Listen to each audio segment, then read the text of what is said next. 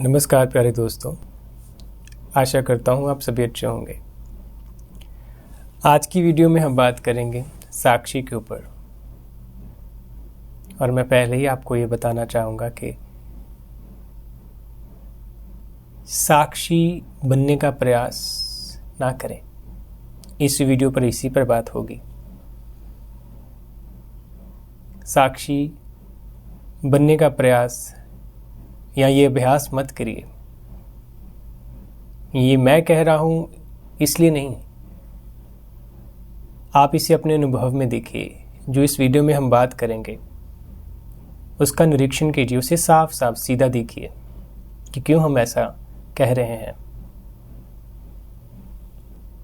साक्षी जब हम बनते हैं, क्योंकि साक्षी पर बहुत कुछ बोला गया है, लिखा गया है, और जिन्होंने बताया है इस पर उन्होंने अपने ढंग से भाषा को यूज़ किया है।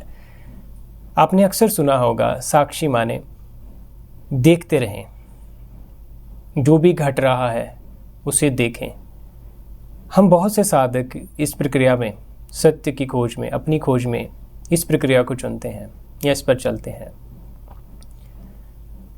हम किस लिए चलते हैं? हमारे भीतर जो सफ़र करता है, वो जो ईगो है, वो एक इल्यूजरी आइडेंटिटी, वो जो इनर टॉक हमेशा चलती रहती है, एक डिवीजन, कॉन्फ्लिक्ट चलता रहता है, संघर्ष, उससे छुटकारा पाने के लिए, है ना।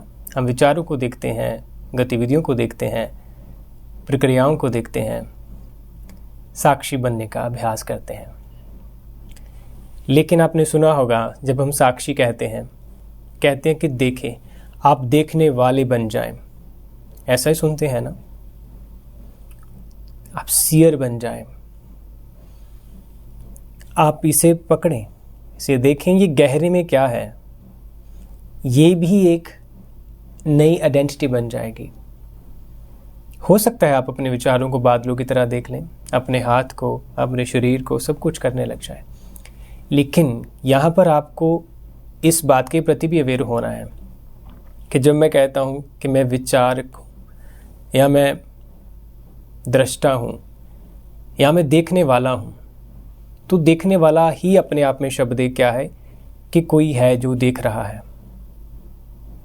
आपको यहाँ पर ईमानदार होना है। उसे भी देखे, कौन देख रहा है? आप पाएंगे कुछ भी नहीं है, एक जस्ट सीइंग है यहाँ पर, और कुछ नहीं। अगर आप इस प्रक्रिया में भी सब्जेक्ट ऑब्जेक्ट के साथ बंध गए तो डुअलिटी रहेगी, द्वंद्व में दुख रहता है। होना क्या है, घटता क्या है? आप पाते हैं कि जैसे ये सब खेल है, ये बदलाव जो मेरे सामने घट रहा है संसार में, मेरे शरीर में, मेरे विचारों में, मेरी भावनाओं में, यही बदलाव ही मैं था। आप वो जो इस शुद्ध दृष्टि से देखने से क्या पता लगता है आपको कि देखने वाला जो मैं कह रहा हूं अपने आप को, वो कुछ नहीं है। वहां पर कोई इमेज है ही नहीं, वहां कोई सेंटर नहीं पाएंगे आप। बस वही है, वही हो जाना है।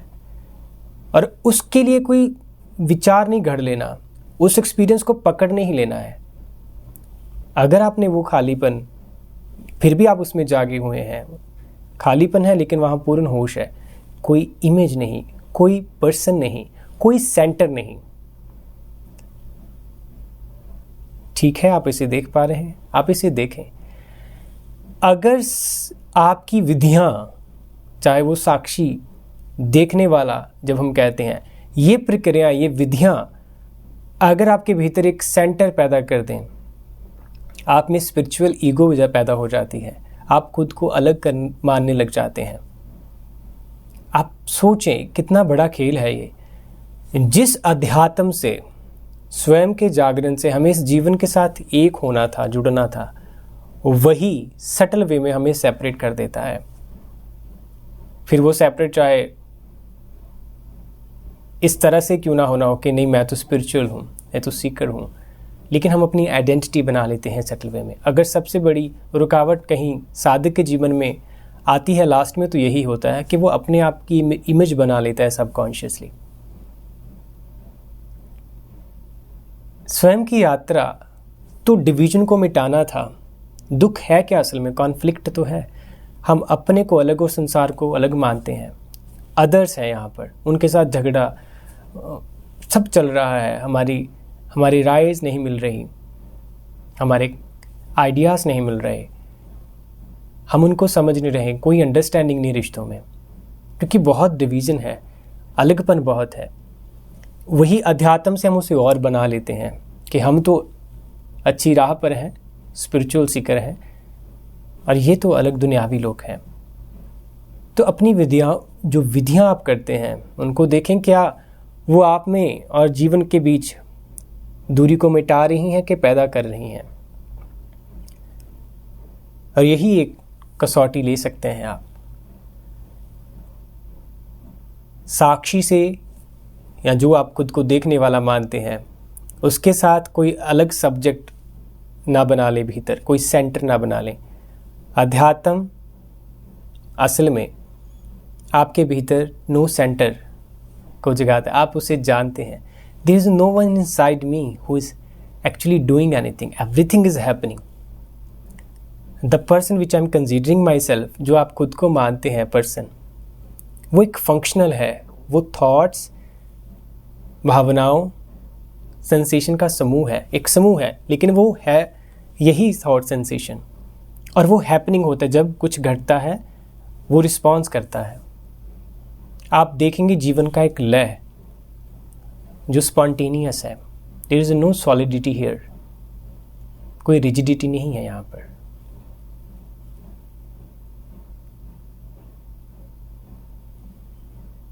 इसे देखें अपने जीवन में, और मुझे जो मैं कह रहा हूँ उसे हाँ या ना करने की ज़रूरत नहीं, आप खुद देखें इसे।